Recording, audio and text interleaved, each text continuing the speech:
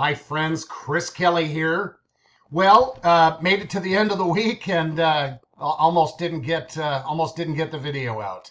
Had a little bout of staying at home sick, so I'm actually doing this video from home in our home office slash cat patio establishment. Anyway, let's dive into the stats, and I want to look at them a little bit today. I'm not going to get deep into the weeds, but I do want to look at stats. We look at them on a weekly basis, week over week, is because I do this every week. But it's also good to periodically just look at year over year. What was this time this year versus last year? So we'll do that, and I've done that in the past, but we'll try to do that, monthly or so. It's a nice way to take a little broader look at, is the market actually appreciating rather than just a week over week snapshot. Looking at a snapshot of last year versus a snapshot of this week this year is a way to look at data versus looking at, on average, here's where we were a year ago versus on average, where we are now. That gives you a little better idea of trending versus snapshots in the market. So all that said, here's the snapshot look that we look at every week. Things are up from the week prior. We're starting to see, an increase in just activity across the board. Not a huge increase, but an increase. So, ultimately and presumably, more new listings translate into more pending sales. And more pending sales translate into more closed sales, which is great. You can see the numbers, and again, I carry them back quite a few years on purpose. But you can see, again, 2019 has always been the year that I compare to because it was a solid market with interest rates that didn't start with a 2 or a 3. And so there was physically more going on in all sectors, and there was throughout the year. All last year I pointed that out, but we're pretty consistent overall with last year. So, things are getting better in that regard. But overall, there's just less going on. And that's been the case. It's been the case now, basically since interest rates did what they did. The X factor was that less inventory maintained a relative demand that kept pricing doing what it's doing, which is what we'll pivot to down here. And that's average slash median sales price. Almost identical to this week last year. So, that's why I wanted to look at that, because the market isn't identical to where it was last year on average. This particular snapshot was.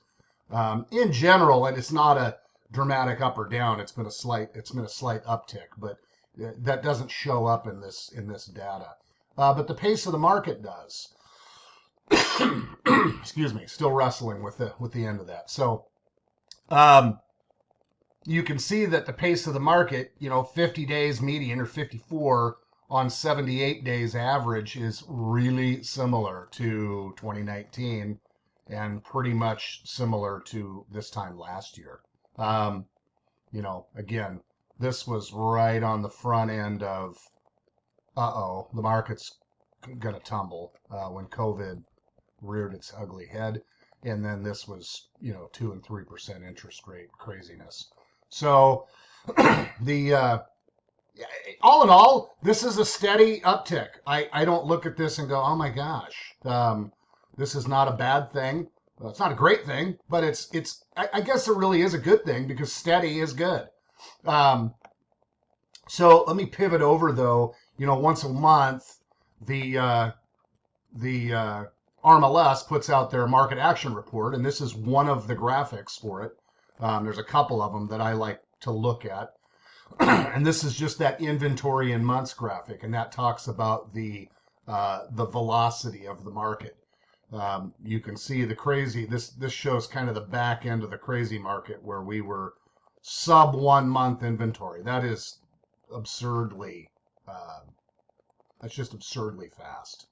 And you can see the second half of 22 when that started changing, right? Got up into the twos. And that's kind of where it lived. I mean, we had 1 month late last year where we got up into 3.5 months.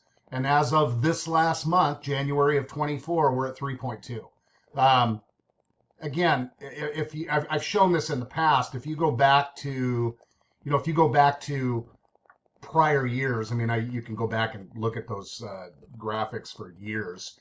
You can see that, being in the threes and even in the 4 month of inventory, that's fantastic. It's still a seller's market by definition. So I know a lot of people say, well, we need to redefine what a seller's market is. No, you don't. Data is data. And because we've had this giant long run of a seller's market, which we literally have for most of 10 years, excepting, well, actually most of 10 years, period. But we're still in it by definition. We're under 6 months of inventory, and we have been for a decade. So, but it always feels different, right? When you when you go from 0.7 months to 3 months, it's a giant increase as a percentage.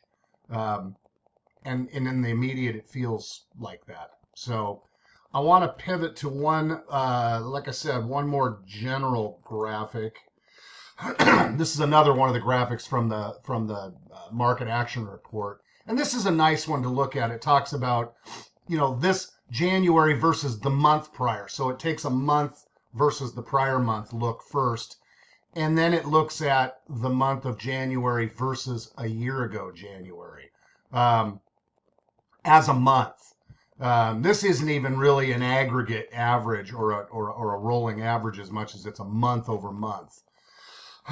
Nevertheless, it's a broader, it's not quite a snapshot, it's just a broader take.